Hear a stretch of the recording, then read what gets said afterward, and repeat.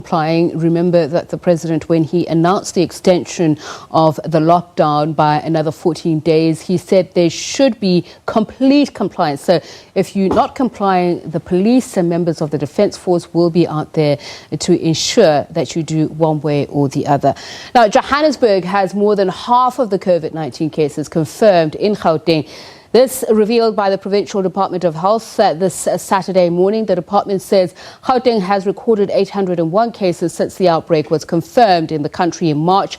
Our SABC Bandile Masuku joins us now via Skype. A very good evening to you, MEC. Thank you so much for speaking to us. Let's first start with the latest figures in Gauteng. The one that I mentioned earlier, is that correct? Yes, it is correct, and I think we are seeing Johannesburg being an epicenter of the infections in Gauteng, and we are working with the municipality to make sure that we are able to deal with the numbers. But we are just concerned about the areas that are closer to where the infections are, and most of the contacts are in Johannesburg. Okay, we'll talk about those areas in just a moment. These infections, the 801 cases, are they mostly imported or local transmissions? We have seen quite a decline of number of imported infections. Now we are seeing more of a local transmission. And that is the reason why it's so important for us to have a very agile tracing teams, so that we can be able to round up most of our contacts on time, particularly those who are in areas which we are fearing. If the infection can spread in those areas, we are going to have a big problem. Which areas in particular are you fearful of? You know, the areas that we are fearful of are those we are highly densely populated areas, like your informal settlements, your Diepsloot, your Alexander, and all the other areas that are like that. I want to talk about the measures in place. I mean, you may have seen or heard a report earlier on by our two journalists there who went out and about in Johannesburg.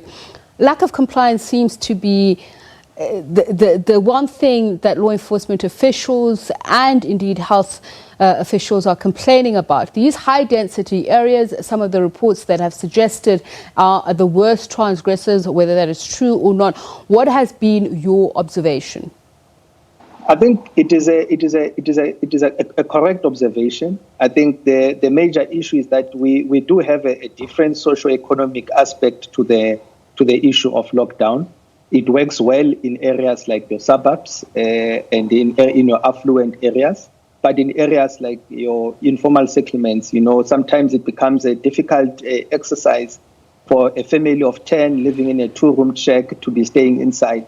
So there are other aspects that we need to improve on just to make sure that we encourage people to try, by all means, try to comply with the regulations. But there are some aspects that make it very difficult. What can you do? As you say, you're concerned about the high-density areas, and I'm going to ask you to please name those which particularly have been impacted on by the rate of infections. Johannesburg, we mentioned 446 positive cases. We've got Ekurhuleni 120, and there's an unallocated number of 127.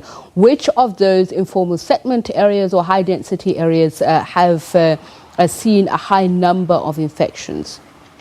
We had, it's not really a high number of infections. I think the most important aspect is that there are contacts that we have been tracing and that we have traced in those areas.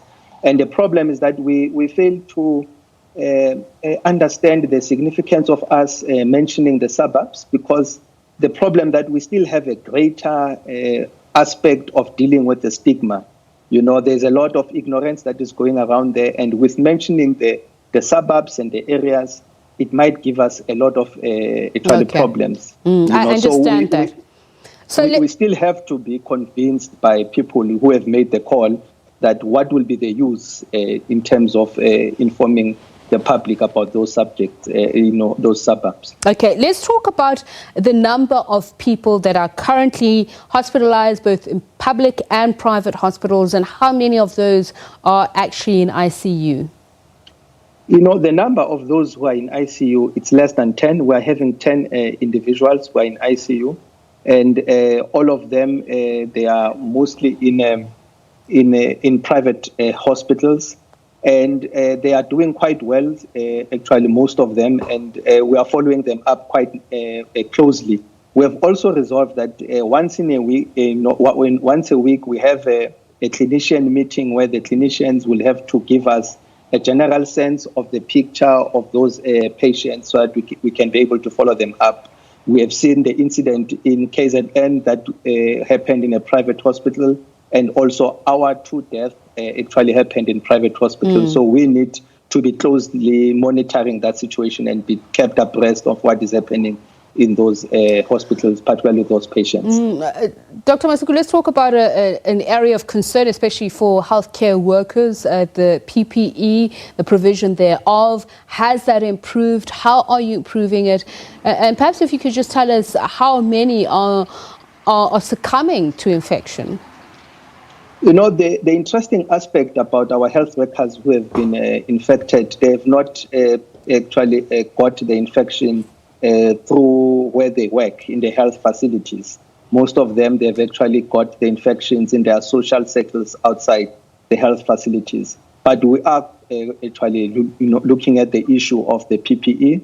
You would remember that we were taken to court by a labor union, and I think they lost the case because we put across a genuine demonstration of the effort by all provincial governments across the country on how we've been trying to get enough PPE and stocking up enough PPE. And I think we are continuously getting it, and the stocks are we are quite comfortable with them, but we are still, in a sense, acquiring more and procuring more going forward. But there have been reports suggesting that the lack of PPE and including sanitizers, has led to absenteeism. Can you confirm this? It could be, because there's a lot of anxiety. You know, we also have to agree that we're dealing with a very new cases of COVID-19. We don't know pretty much in a lot of areas. We are all anxious. But I think we have to deal with the anxiety on basis of facts and particularly scientific facts. And we just want to continue empowering our workers, empowering our staff members, just to understand how they can be able to avoid infections. And we, as a government, we should, as an obligation, provide equipment for them to be protected so that they work safely and they work without any anxiety. Okay, so when you say you want to concentrate on facts, let's do that. What is the level of absenteeism that you've recorded, and has it mostly affected especially testing sites? And if you could also tell us how many tests you've conducted in Gauteng as well.